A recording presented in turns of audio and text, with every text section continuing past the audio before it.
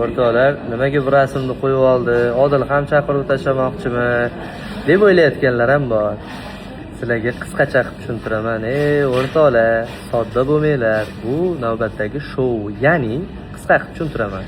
UFC'da ham, AC, umuman har qanday ligada aktivga qarab, shouga qarab, PRga qarab gonorar to'lanadi.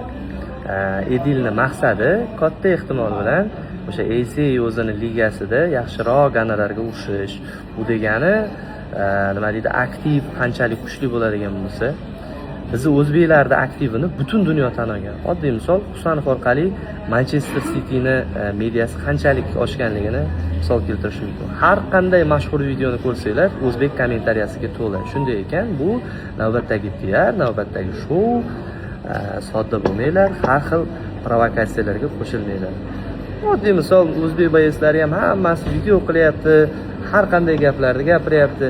Edil bu shou marketingini yaxshi uddaladi. Shunday ekan, bu hech qanday provokatsiya yoki qanaqadir o'zini ko'rsatish emas. Bu chiroyli marketing, chiroyli shou ketyapti. Shunday ekan, prosta kinolarda keyingi qismlarini tomosha qilish kerak.